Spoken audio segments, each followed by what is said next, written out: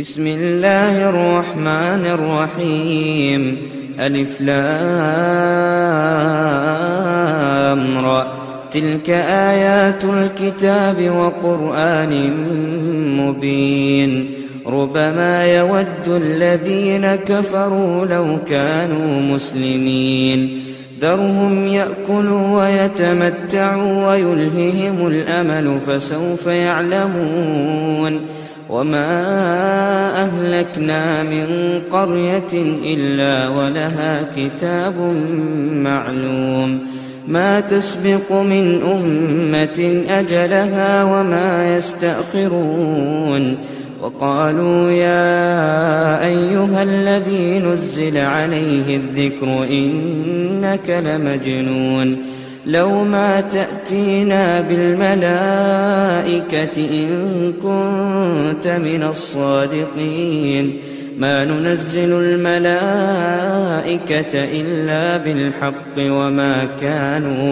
وما كانوا إذا منظرين إنا نحن نزلنا الذكر وإنا له لحافظون ولقد أرسلنا من قبلك في شيع الأولين وما يأتيهم من رسول إلا كانوا به يستهزئون كذلك نسلكه في قلوب المجرمين لا يؤمنون به وقد خلت سنة الأولين ولو فتحنا عليهم بابا من السماء فظلوا فيه يعرجون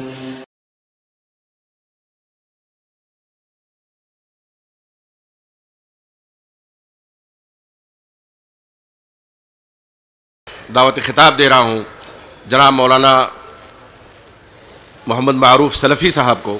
آپ تشریف لائیں. جناب مولانا محمد معروف صاحب سلفی حفظہ اللہ. السلام علیکم ورحمۃ اللہ وبرکاتہ. الحمدللہ رب العالمین والصلاة والسلام علی اشرف الانبیاء والمرسلین نبینا محمد وعلی آلہ وصحبہ اجمعین اما بعد. اعوذ باللہ من الشیطان الرجیم بسم اللہ الرحمن الرحیم قد افلح من تذکر وذکر اسم ربہ فصلی.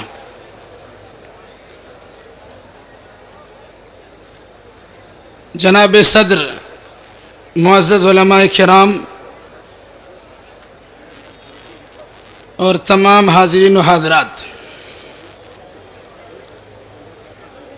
میرے مقالہ کا عنوان تھا تزکیہ نفس اور تحفظ حقوق انسانی.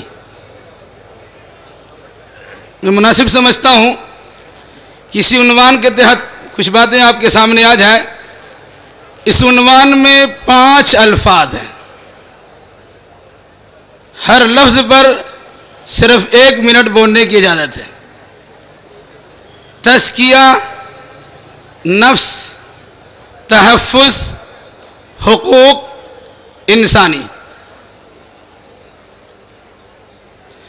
انسان کے حقوق کا تحفظ تزکیہ نفس پر موقوف ہے. تزکیہ عام معنی میں صفائی ستھرائی. جب نفس کے ساتھ اس کی اضافت ہو جائے تو نفس کی صفائی و ستھرائی. اگر انسان اپنے نفس کی صفائی ستھرائی پاکیزگی کا خیال رکھ لے، انشاءاللہ الرحمن انسان کے حقوق کے تحفظ کی ضمانت دی جا سکتی ہے. صورت انسان کے کیا کیا حقوق ہیں اس سے پہلے تفصیلات سماعت کر چکے ہیں.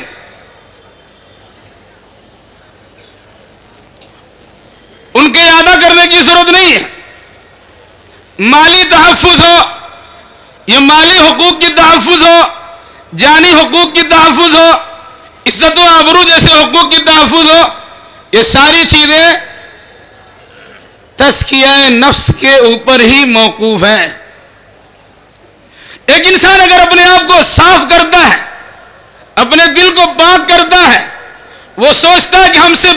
انسان ہے اس کی عزت ہونی چاہیے، لیکن اگر کسی انسان کے نفس کے اندر حسد ہو، بغض ہو، کبر ہو، غرور ہو، تکبر ہو، کینہ اور کپٹ ہو، تو وہ انسان اپنے علاوہ کسی کے احترام کا خیال نہیں رکھتا ہے۔ میں مرکزی جمعیت اہل حدیث ہند کی 34ویں آل انڈیا اہل حدیث کانفرنس کی اسٹیج سے عوام و خواص کو پیغام دینا چاہتا ہوں کہ اپنے اپنے نفس کی صفائی کا خصوصی خیال رکھیے۔ زبان سے اپنی صفائی کا اظہار تو ہوتا ہے، زبان سے اپنے مسلک کی صفائی کا اظہار تو ہوتا ہے، زبان سے اپنی تحریک کی صفائی کا اظہار تو ہوتا ہے، لیکن عملی میدان میں صفائی کا نمونہ نہیں ملتا۔ اگر آپ چاہتے ہیں کہ دنیا والوں کے سامنے آپ کی تنظیم کے ذریعے سے یا آپ کی انفرادی افراد کے ذریعے سے دنیا والوں کو تحفظ نصیب ہو جائے، انہیں حقوق مل جائے، تو ضروری ہے کہ ہم میں سے ہر انسان اپنے نفس کی تزکیہ اور اس کی صفائی کا خیال رکھے۔ یاد رکھیے گا، تزکیہ نفس کے لیے کوئی سلوک کی محفل قائم کرنے کی ضرورت نہیں ہے، اور کس قسم کے بہت سارے جو مسائل ہیں ان میں الجھنے کی ضرورت نہیں ہے۔ کتاب اللہ اور سنت رسول اللہ کو اپنے لیے معیار بنائیے کہ اللہ نے کس طرح تزکیہ کا حکم دیا ہے اور رسول اللہ صلی اللہ علیہ وسلم نے تزکیہ کی کیسی تعلیم دی ہے۔ اگر کتاب و سنت کی روشنی میں اپنا تزکیہ کر لیتے ہیں، اپنی صفائی ستھرائی کا خاص خیال کر لیتے ہیں، تو آپ اپنے لیے بھی مفید ثابت ہوں گے اور دوسروں کے لیے مفید ثابت ہوں گے۔ میرے بھائیوں، اللہ کے واسطے اس حقیقت پہ توجہ دیجئے کہ اگر ہم اپنے آپ کو پاک کر لیتے ہیں، اس کے لیے اللہ نے اللہ کے نبی محمد الرسول اللہ صلی اللہ علیہ وسلم کو مبعوث فرمایا، وَيُذَكِّيهِمْ کی ایک صفت بیان فرمائی کہ لوگوں کو یہ پاک صاف کریں گے، ان کے دلوں کو ستھرائی کی طرف توجہ دلائیں گے۔ خود موسیٰ علیہ السلام سے کہا گیا، اب فرعون کے بعد ہے تو کہیے فَقُلْ هَلْ لَكِ إِلَىٰ أَن تَزَكَّىٰ۔ اللہ کے نبی صلی اللہ علیہ وسلم دعا سکھلائی، اللہم آت نفسی تقواها وزکیہا انت خیر من زکاها انت ولیہا مولا۔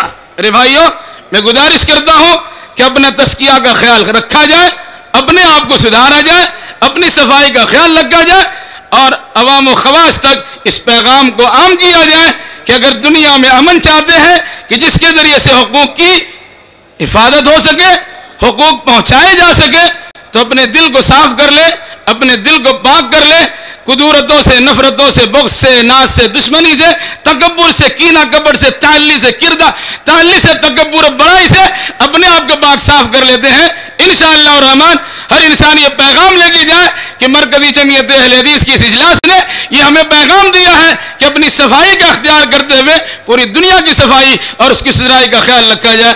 انہی باتوں اپنی بات ختم کرتا ہوں۔ اقول قولی ھذا واستغفر اللہ لی ولکم ولسائر المسلمین، وآخر دعوانا الحمدللہ رب العالمین۔ السلام علیکم ورحمۃ اللہ۔